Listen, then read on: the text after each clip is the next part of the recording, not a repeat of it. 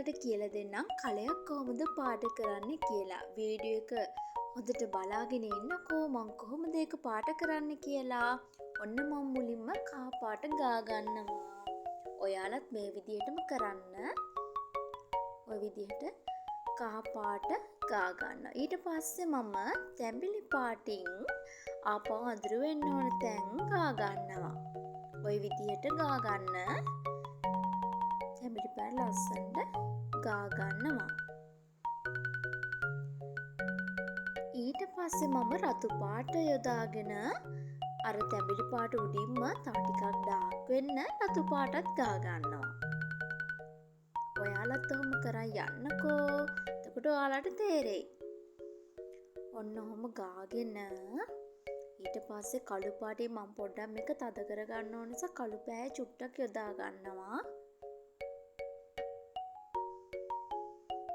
ඔන්න ඔහොම ගාගෙන දూరు පාටිනුත් ටිකක් ඒක උඩින් මම ගා ගන්නවා. ඔන්න ඔහොම ගාගන්නතම ඔන්න කලේ චුට්ට චුට්ට දැන් මතුවීගෙන එනවා. ඉතින් මම සුදු ඉතුරු කරපු තැන්වල සුදු පාට මුලින්ම ගාගෙන ඉන්නවා. ඔන්න ওই විදිහට ගා ගන්න. ඊට පස්සේ වටේ පොඩ්ඩක් හොඳට අර මික්ස් කරගන්න ඕනේ. ඊට පස්සේ කහ පාටත් චුට්ටක් යොදාගෙන මං ගා ගන්නවා. ඔන්න ওই විදිහට බලාගෙන ඉන්නකෝ මං කොහොමද මේක පාට කරන්න කියලා. ලස්සනට කහ පාටින් ඔන්න ඔහොම ගාගෙන යනවා. ඊට පස්සේ දూరు පාට තව ටිකක් ලස්සනට මේ විදිහට ගා ගන්නවා.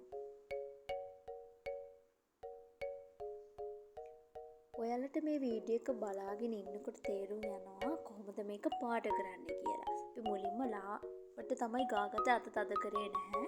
ඊට පස්සේ ටිකෙන් ටික ඔන්න ওই විදිහට කලින් මතු කර ගන්නවා. තැඹිලි පාට එහෙම ගා ගන්නවා ලස්සනට. ඔන්න ඔය විදිහට සුදු පාටින් ටිකක් හොඳට මික්ස් කරගන්න පුළුවන් නේ ළමයි. ඒ නිසා අපි අර ත්‍රිමාණ ගතිය මතුවෙන විදිහට තමයි මේක ලස්සන පාට කරන්න ඕනේ. ඔයාලත් මේ විදිහට කරන්න. එතකොට මුලින්ම අපි චිත්‍රයක් බලාගෙන වීඩියෝ එකක් බලනවා නම් මාත් එක්කම පොඩ්ඩක් අඳින්න. එතකොට ඔයාලට ඉක්මනට මේකේ ටෙක්නික් ටික අල්ලගන්න පුළුවන් වෙනවා. ඔන්න ඔය විදිහට කළු පාටින් තව ටිකක් අඳුරු කර ගන්නවා.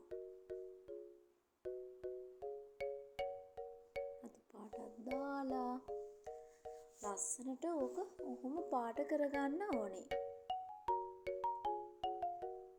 දැන් ඉතින් අපි ඉන්නේ මේකේ අවසාන අදියරේ. ওই විදිහට චුට්ටක් මම අඳුරු කරගන්නවා. මේ විදිහට ඔයාලට ලස්සන කලයක් සරලව පාට කරන්න පුළුවන්. තවත් පාඩමකින් හමු වෙනකන් අතට සමු ගන්න.